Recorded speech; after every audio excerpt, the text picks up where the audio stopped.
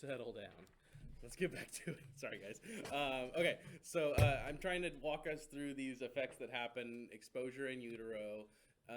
And so we got to this stage, 2 to 8 weeks, organogenesis, and we want to know like what's the most likely things to happen here, when are they likely to happen, and how how much of an increase in the from the already occurring do we see when exposed? So it's normal, as I was trying to say when I got interrupted. It's normal incidence of congenital deformities is 6 in 100, 6%. So 6 out of 100 births demonstrate some congenital deformity. I mentioned cleft palate before. Polydactyly, extra fingers and things like that, right? Weird stuff, right?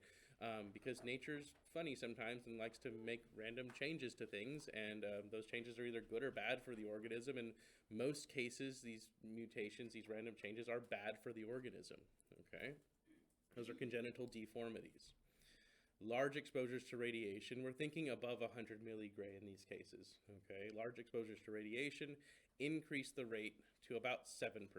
So from the already occurring rate of congenital deformities, large amounts of radiation increase to about 7%. So we go up by about 1%. Depending on when during this period, because this is a really active period of mitosis and differentiation, depending on when these effects happen, when these exposures happen, different effects are to be expected. So early versus late in this period, 2 to 5 weeks, structural deformities, skeletal abnormalities. 6 to 8 weeks, neurologic deformities, brain problems. Okay. As an example, we showed 2 rats. Okay, 2 rats. These were rats, obviously, given the context, exposed in utero. They say very high doses of X-rays. They don't tell us how much, but very high doses of X-rays in utero. One of them exhibits anophthalmia, total anophthalmia, excuse me, meaning born without both eyes. Okay, this is a neurological deformity. It's part of our sensory input for our nervous system. Eyes didn't get produced. The one on the right demonstrated unilateral anophthalmia, so one eye doesn't develop, the other eye does develop. So, that's 50%. Or more. That's 75% of the eyes in this case, right? Of these 2 rats demonstrated an abnormality. That'd be statistically significant given this subject sample of 2 rats. These ones, this is an interesting one. 9 rats exposed to high doses of radiation in utero. They don't tell us exactly when, but presumably since we're talking about organogenesis, during the organogenesis period. From left to right exhibit exencephaly. 2 of these. Exencephaly for these first 2. Exencephaly is the brain outside of the head. So the brain being produced or growing outside of the head. This second one over with exencephaly also demonstrates evisceration, where the organs show up on the outside of the body. Instead of developing on the inside, developed on the outside. Number 3 got lucky. Normal birth for number 3. Obviously not super lucky because it's here on the table dead, but normal birth would have been a normal birth, and then 2 anencephalic births, two of them born without a head, okay, and then 4 would be, these last 4 would be totally reabsorbed, okay, these would be blastulas completely reabsorbed. So of the 9, all exposed to high doses of radiation at some stage of gestation, 1 of them would have come out presumably without any abnormalities. We don't know if this one could also be possibly develop some latent carcinogenic effect too, which is one of the other risks that we want to talk about, or cognitive defects, right? What we refer to as mental retardation. So good, but that's 1 out of the 9, right? Not a high chance of anything good happening. Good. So that was periods 1 and 2, germinal stage and embryonic stage. Now going into the fetal stage, which will lead us to the end of the first trimester of the gestation and on. After this stage, the developing fetus becomes clear of risk for morphological structural deformities because all the structure's been produced by this point. All the organs, all the cells that build tissues, that build organs, that build systems have all differentiated by this point. So they are less susceptible to radiation exposure once they've differentiated. So the only major risk now is for mental retardation, which 6 in 100, 6% is the normally occurring incidence, so high doses increase to about 7%.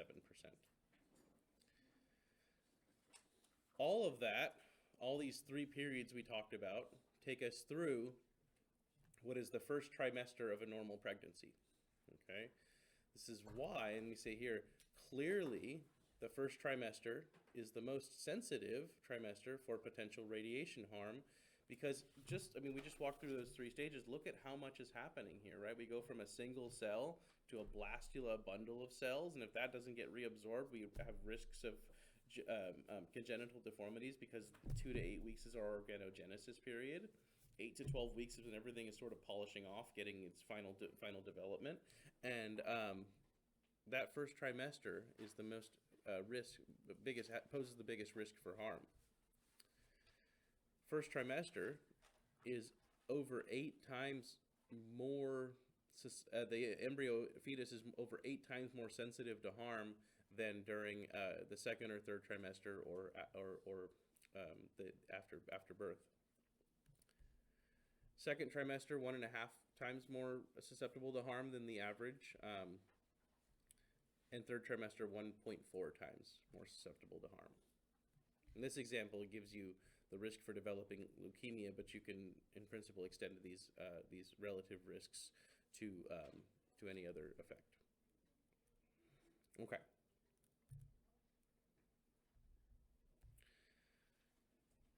The NCRP, which is an organization we're going to just start to get more and more familiar with the further we go on in this, the National Council on Radiation Protection and Measurements. This organization, or this council, will do studies and produce reports and statements based on their studies. They're the ones that put out the recent statement about ending gonadal shielding in pelvic and abdominal radiography that everyone's getting so worked up about. So that's the NCRP. So they say during the first trimester, exposures of less than 10 milligray, little evidence for injury. Again, that first trimester encompassed 3 different periods, right? Germinal stage, embryonic stage, and on to the fetal stage. Little evidence for injury. So that's your threshold, right? Roughly speaking, that's a threshold. 10 milligray, some evidence for injury happens. Below 10 milligray, little evidence, or nearly no evidence for harm being caused. 50 milligray, there are detectable abnormalities in the central nervous system, congenital malformations, and increased evidence of tumors. 500 milligray, which, to put in context, 500 milligray is right where the nausea, vomiting, diarrhea syndrome would begin, but is sublethal under most. It's below the lethal dose threshold of 1 gray, right? 500 milligray. Decrease in head size and stature, and a 5-fold increase, 5 times likelihood increase of mental retardation. And as the previous slide said, for the first 8 weeks of gestation, the embryo is about 10 times, we said 8 in the previous slide, but you get the idea, significantly more radiosensitive than an adult. Okay, so we consider the first trimester of pregnancy to be the stage of pregnancy where there is the biggest risk to the developing embryo or fetus, okay? This is why, when at all possible, physicians will try to avoid exposure to, try to avoid taking x-rays on the pregnant female when at all, and especially during the first trimester, okay? We may mention this later, I think I do, but keep in mind that whatever the mother's entrance skin exposure is, the fetus will be receiving significantly less than that. It's like less than a third of that, okay? Any idea why? Why would the fetus or embryo receive significantly less radiation than the mother when they're both sort of in the same body, in other words? Why is the mother getting more than the developing embryo or fetus? Is it because it's in fluid? What are you thinking about? What do you mean? Well, hey, I want to give Aurora a chance to. I think you guys are onto something, but I want to give Aurora a chance to. I think you're on something important. What are you thinking? I think you're right. I think you're on the right track. How do you mean mass? Like body fat or so tissue in the way, right? Tissue or fluid or something in the way, right? What are our cardinal rules for radiation safety? The 3 cardinal rules: time, distance, shielding, right? Can anything be used as a shield from radiation? Absolutely, yeah. You put enough air in between me and you, or in between me and a source of radiation, that can be used as a shield, right? Any matter, anything, any matter can be used as shielding from radiation. So effectively, the skin of the mother, the abdominal wall, the myometrium of the uterus, right? All of the peritoneal fluid and everything between the baby and the outside world, right? And I think that's what you were trying to say, Aurora. Everything that's between the baby and the outside world is a shield from radiation. Okay. So more shielded than just. Absolutely, right? Because we're out here, right? There's nothing between us and the sources of radiation, right? The mother's entrance skin exposure will be higher than the fetus's because the fetus is underneath all of that tissue. Okay, that's important, right? Because whatever their exposure is, the fetus is going to be receiving less than that. Okay. Period 4. Period 4 is for teratogenic effects is just any time after the first trimester. And so exposure in utero after the first trimester, we're going to call that exposure in period 4. And the risk now is not for any of those congenital defects, no risk for reabsorption, lower risk for mental retardation. Now the risk is primarily for latent carcinogenesis.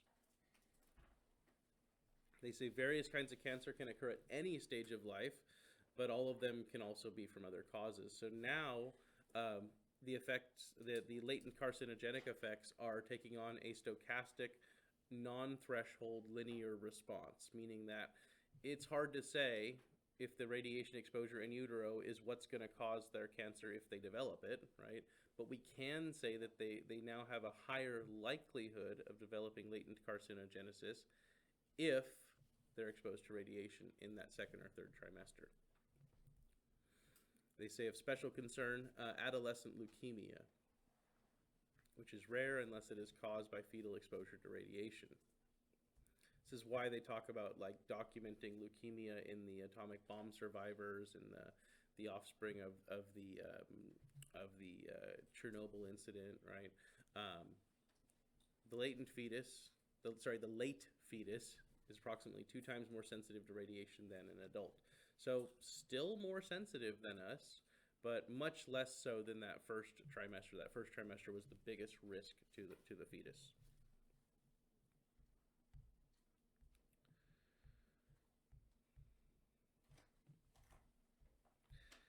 And again, by latent carcinogenesis, they mean so carcinogenesis, carcino referring to cancer, genesis referring to producing cancer, creating it. Latent carcinogenesis is just cancer happening after birth.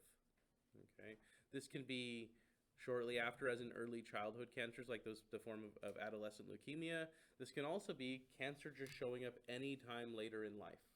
Okay, the risk of developing cancer goes up with radiation exposure in the second or third trimester. When it happens is hard to say. That's the stochastic nature of it.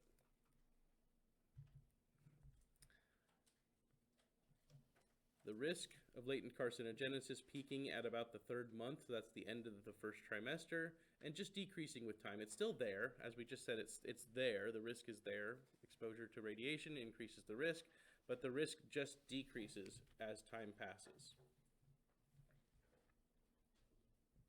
And in the 3rd trimester, latent carcinogenesis is the only remaining risk to the fetus from radiation exposure.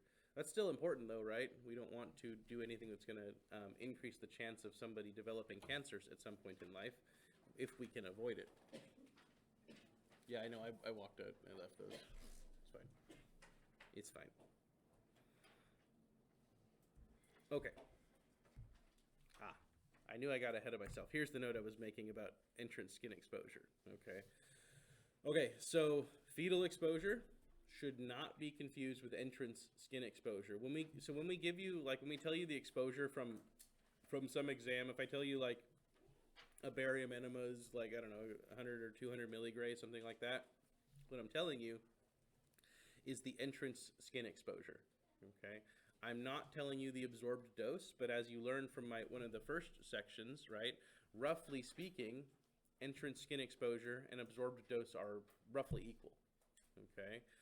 But not for the fetus, because there's all this stuff in front of the fetus, in between the fetus and the source of radiation. And this depends on stage of gestation, but they say at mid-gestation, the fetus receives approximately 1/3 of the mother's entrance skin exposure. So that's just the number I remember. It's roughly 30% of the mom's entrance skin exposure is what the fetus receives. And they want to clarify even more. It's 2/5 is a little more accurate. So we're thinking 33, 40%, somewhere in that ballpark, less than half, right? But importantly, it's not what the mother's entrance skin exposure is.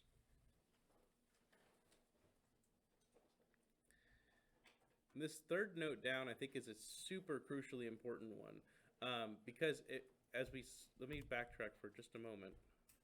As we saw what the NCRP said, at less than 10 milligray, there's little evidence for injury.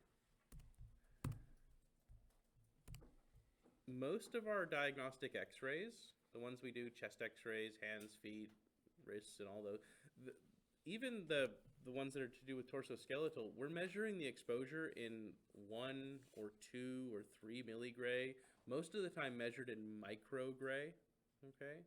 So the exposures we're giving our patients in the diagnostic x-ray room are very small exposures. So these exposures, as NCRP said, less than 10 milligray poses little or no risk, little evidence for injury. Most diagnostic exposures pose little or no risk to the fetus, assuming the fetus is not within the path of the primary beam. And even assuming that, the entrance skin exposure for the fetus is going to be significantly less than what the mom's is. And the numbers we always quote are what the entrance skin exposure for the mom would be. Okay, so we're thinking a lot less than what the mom gets, right? What does it mean to say that the fetus, what does it mean to say, like, not within the path of the primary beam? What's that? What's the primary beam? Christina, what are you thinking? Like the strongest ray. Yeah. So primary beam does not. I mean, it is the strongest part of the X-ray beam. What is the primary beam?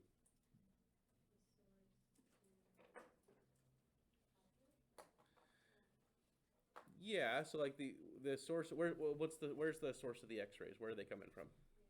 The X-ray tube, and coming out of the X-ray tube and before it interacts with the patient, right?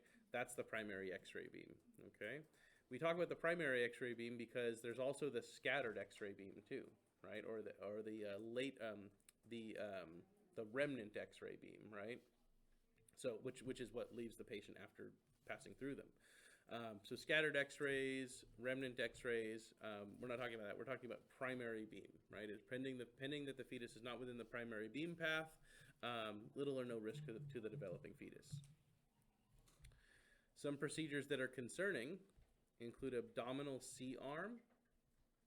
This is usually for surgical radiography, and it's a fluoroscopic piece of equipment in which we can initiate the X-ray beam for as long as we want, or as short of a time as we want. So we can initiate the X-ray beam for longer periods of time with C-arm, and other general fluoroscopic procedures in which we're able to not just make an exposure that lasts for milliseconds, but continually expose as long as is appropriate to produce these images. Angiographic and cardiac catheterization lab procedures are also high exposures, which could pose a serious risk to the developing embryo if it was close enough to the primary beam. barium enema and gastrointestinal studies, as well as urograms and radiation therapy as well. So all of these are not typically done in the diagnostic x-ray room. All right.